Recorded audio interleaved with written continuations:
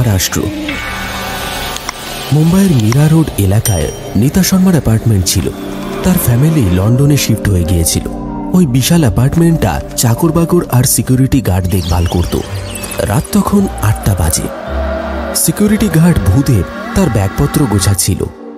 তার ডিউটি শেষ হয়ে গিয়েছিল। সে সকাল 8টা থেকে রোজ ডিউটি করত। অন্য গার্ড কর্মা চলে এসেছিল। সে বলল, আরে ভূদেব কাকা, এই জায়গাটার ব্যাপারে আমাকেও কিছু বলো। এত বড় বাংলোয় কোথায় কি রয়েছে কিছু বোঝাই তো যায় না। আরে আজকে থেকেই তো কাজে জয়েন করেছিস না, সব জেনে যাবে, চিন্তা করার কোনো কারণ নেই। সিকিউরিটি গার্ড ভূদেব খুব রহস্যময় একজন মানুষ ছিল। তার মুখটা সাদা লম্বা চুলে ঢাকা ছিল। তার রক্ত জবা লাল চোখে একটা অদ্ভুত মায়া ছিল। তার চুলের আড়ালে লুকিয়ে থাকা হাসি যে কেউ ভয় পেয়ে যাবে। ভূদেব তার বাইকটা স্টার্ট দিল। আচ্ছা ভীম, আমি চলি। সজাগ থেকে ভালো করে পাহারা দিও। রাতের দিকে সালা মজনু লেলার সাথে আসে, তারা টিপসও দেয়। সেকেন্ড ফ্লোরের একটা রুম দিয়ে দেবে আর থার্ড ফ্লোরেরও একটা দিয়ে দেবে, একটু সাবধানে থাকবে। ঠিক আছে, চলো কাকা, এগুলোই তো জানতে চাই আমি। কর্মা বলল। ভূদেব কাকা চলে গেল।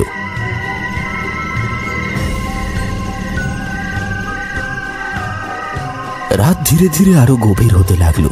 ট্রাফিকের যান চলাচল বন্ধ হয়ে গেল। কর্মা গান করতে করতে তার টিফিন বক্সটা খুলতে লাগলো।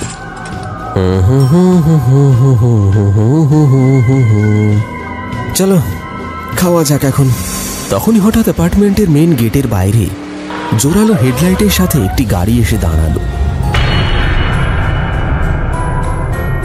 অ্যাপার্টমেন্টের ভেতরটা সেই হেডলাইটের আলোয় ঝলমল করে উঠল।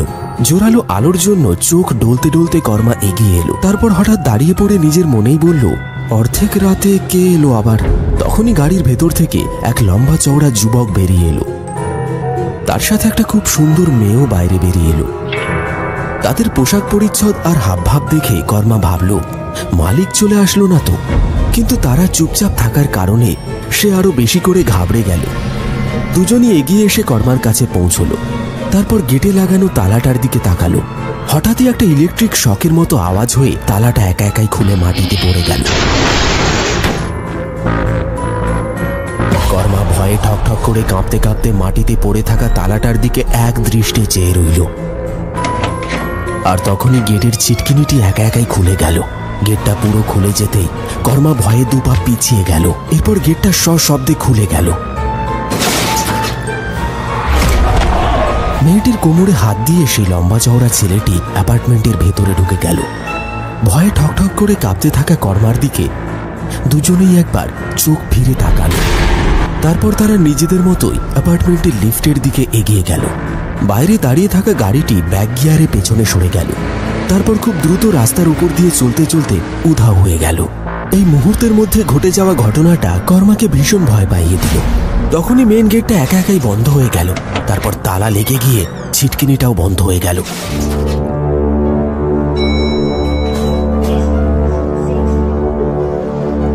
সেই লম্বা চওড়া ছেলেটি এবং ওই মেয়েটি লিফট চড়ে ওপরের দিকে উঠতে লাগলো।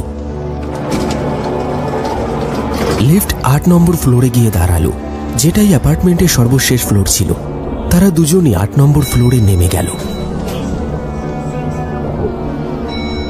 এমন সময় কর্মা তার টর্চ নিয়ে লিফট কেবিনে চলে আসলো।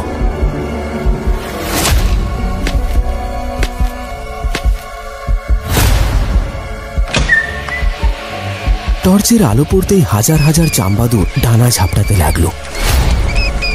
চারিদিকের কেবিনটা মাকড়সার জালে পরিপূর্ণ ছিল।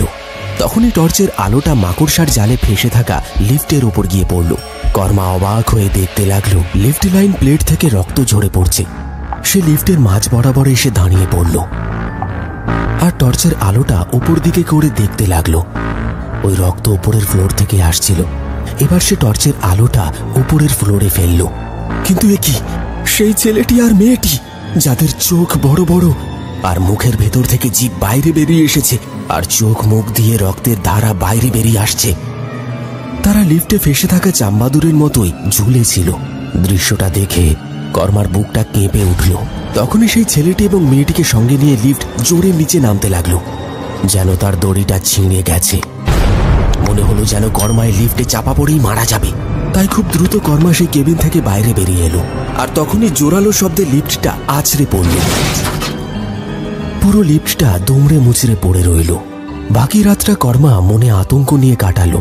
সে অপেক্ষা করছিল ভূদেব কাকার, সে কখন আসবে আর তাকে এই ঘটনার রহস্য বলবে। না জানি কি রহস্য লুকিয়ে আছে এই লিফটের পিছনে।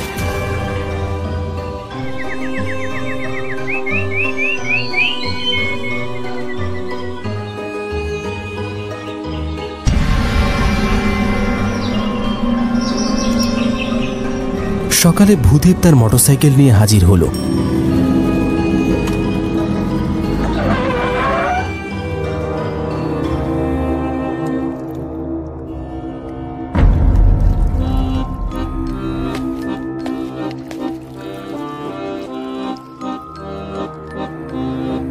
কর্মা বাইরের গেটটা খুলল। তার চোখে মুখে একটা ভয়ের ছাপ স্পষ্ট, যেন কেউ তাকে সিংহের গুহায় ধাক্কা দিয়েছে।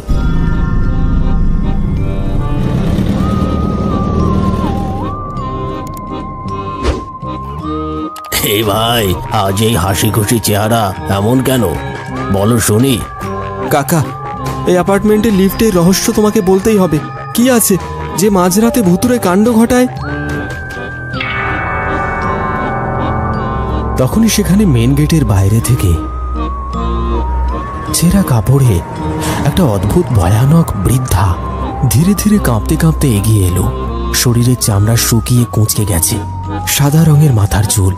সে সেই ধমকে বলল, আরে বোকা, এই শুয়োর তোকে কি বলবে লিফটের রহস্য? আমি বলবো, হ্যাঁ আমি বলবো। সামান্য ঝুঁকে মাথা দুলিয়ে বৃদ্ধা কথাগুলো বলল। আরে বাবা, ওর কথা কেন শুনছো? এই বুড়িটা পাগল আছে, ও কি জানে অ্যাপার্টমেন্টের রহস্য? এই বুড়ি, চল ফোট এখান থেকে।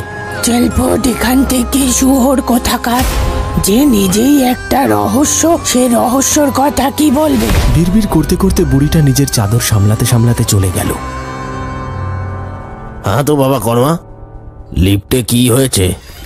কর্মা তার কথা না শুনে বুড়ির বলা কথাগুলোই ভাবতে লাগলো। তার মন তাকে বলছিল ওই বুড়িটার সাথে কথা বলতে হবে। কি বাচ্চা, কি চিন্তায় পড়ে গেলে আবার? কাকা কিছু না, শুধু রাতের বেলা লিফট খুব জোরে আওয়াজ করেছিল, যেন পুরো বিল্ডিংটাকে ভেঙে ফেলবে। এখন আমি চলি, হয়তো আমার মনের ভুল। আরে বাবা, মালিক জবে থেকে লন্ডন গেছে, লিফট তখন থেকে বন্ধ। এখন বুঝলে তো? তবে কোথাও কিছু নেই, সব মনের ভুল। ভূদেব তার সাদা চুলের পেছনে একটা শয়তানি হাসির সাথে কথাটা বলল। কর্মা তার জিনিসপত্র আর টিফিন নিয়ে গেটের বাইরে চলে আসলো। রাস্তায় যেতে যেতে সে একটা বটগাছের নিচে ওই বুড়িটাকে বসে থাকতে দেখল। সে তার নোংরা কাপড়টা পরে শুয়ে আছে। সে তার কাছে গেল আর বলল, ঠাম্মা, ঠাম্মা। বুড়ি উঠে বসল। তাকে দেখে বলল, তুই চলে এলি বাবা রহস্য জানতে? তো শোন, আজ অমাবস্যা, আমার কথা শোন। আজ তুই রাতে তোর কাজে যাস না। ওই যে দুটো ছেলে মেয়ে এসেছিল না, তাদের কালো গাড়িতে, সেই সময় ভূদেব এই শেঠের কাছে নতুন নতুন কাজে ঢুকেছিল। তুই তো জানিসই শেঠেরা বিদেশে থাকে। তখন আমি ওখানে চাকরানি ছিলাম। আমার কথা মতো তিনি ওদের 8 নম্বর ফ্লোরে জায়গা দিয়েছিল। তারা তাদের ব্যাগপত্র নিয়ে লিফট দিয়ে ওই ফ্লোর পর্যন্ত গিয়েছিল। তাদের কাছে ভারী জিনিসপত্র ছিল, আর এই শুয়োর ওদের খাবারে বিষ মিশিয়েছিল। যখন তারা ছটফট করতে লাগলো, তখন ওদের এই লিফটের রাস্তা দিয়ে নিচে ফেলে দিল। পুরো লিফট দুজনার রক্তে ভেসে গেল। আমি জিজ্ঞেস করলে বলল দুজনা নেশা করেছে। নিচে আসার চেষ্টা করতেই তারা পিছলে লিফট থেকে পড়ে যায়। আজ ওর কাছে নিজের বাংলো আছে। এই 8,000 বেতন পাওয়ার লোকটা কিভাবে লাখ টাকার বাংলো বানালো? আমি বলি কি, তুই আজ রাতে যাস না পাহারা দিতে। আজ রাতে ওই আত্মা আবার নেমে আসবে, নিজের প্রতিশোধ নেবে সে আজ।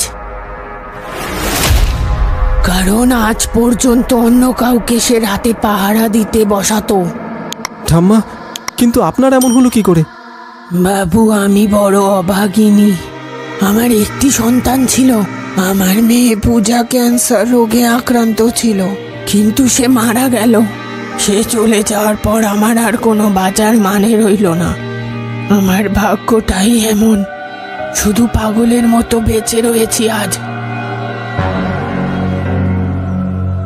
কর্মা বাড়ি না গিয়ে পৌঁছে গেল অ্যাপার্টমেন্টে ভূদেবের কাছে আর বলল, কাকা, আমার বউয়ের শরীরটা খুব খারাপ। আজ রাতের পাহারাটায় তুমি থেকো। আরে যা বাচ্চা যা, আমি তোর মতো ভয় পাই নাকি তাই করে নেব।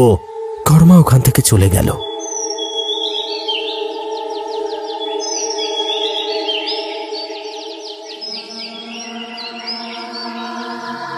অমাবস্যার রাত ধীরে ধীরে অন্ধকার হতে লাগলো।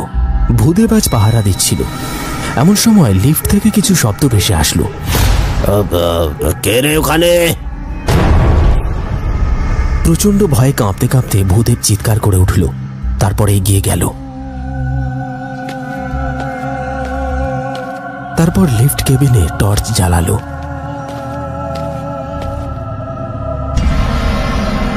দেখলো একটা কালো বেড়াল তার দিকে তাকিয়ে আছে। সে ভয় পেয়ে গেল।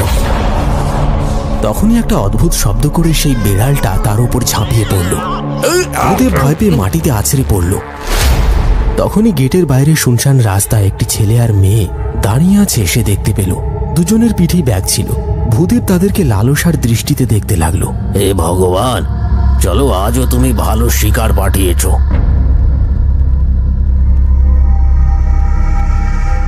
সে বাইরের গেটটা খুলে দিল।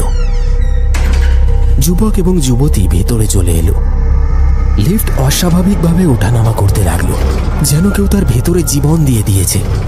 তখনই যুবক আর যুবতী ভূদেবের হাতে 500 টাকার নোট ধরিয়ে দিল, আর সেও তাদের জিনিসপত্র নিয়ে ওদের পিছু নিল। সে তাদের হাবভাবটা দেখতে লাগলো। তাদের সেই প্রথম দিনের ছেলে মেয়েটির মতো লাগছে দেখতে। সে পিছনেই ছিল। তার অবাক লাগলো। সে ভাবলো কিছু একটা গড়বড় আছে। সে পালাতে চাইল, কিন্তু এ কি? তার পেছনে জিভ বের করে দাঁড়িয়ে আছে দুটো নেকড়ে। সে থরথর করে কাঁপতে লাগলো। নেকড়েগুলো তার দিকে এগিয়ে গেল। সে ওই যুবক যুবতীর দিকে ছুটতে লাগলো। তারা ততক্ষণে লিফটে চড়ে গেছে। মৃত্যু পিছু করলে মানুষ আর কিছু চিন্তা করতে পারে না। ভূদেবের সাথেও এমনটাই হলো। সে প্রচন্ড ভয়ে ওই লিফটে চড়ে বসল। নেকড়ের আওয়াজ আরো জোরালো হয়ে উঠল, আর লিফটও বেশ কয়েকবার 8 নম্বর ফ্লোরে গেল, আবার নিচে আসলো। আর প্রচন্ড জোরে একটা শব্দ করে ধরাস করে নিচে পড়ল। ভূদেবের গলা থেকে একটা জোরালো চিৎকার বেরিয়ে এলো। তারপর চিৎকারটা লিফটের ভেতরেই হারিয়ে গেল। ভূদেবের শরীর ক্ষত বিক্ষত হয়ে গেল। তার চোখ ফেটে গিয়েছিল, জিভ বাইরে বেরিয়ে এসেছিল।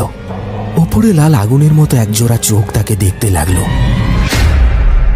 সকালে জায়গাটায় মানুষের অনেক ভিড় দেখা গেল। কর্মা ভূদেবের অবস্থা দেখে শিউরে উঠল। ওখানে থাকা প্রত্যেকের চোখ এমন দৃশ্য দেখে বিস্ফারিত হয়ে গেল। বুড়িটা এটা ভেবে হাসছিল, হয়তো সেই আত্মারা আজ শান্তি পেয়েছে। গল্পটা ভালো লাগলে লাইক, কমেন্ট, শেয়ার করে দিন। আর নতুন গল্পের নোটিফিকেশন পেতে সাবস্ক্রাইবের পাশে বেল আইকনটা প্রেস করে দিন।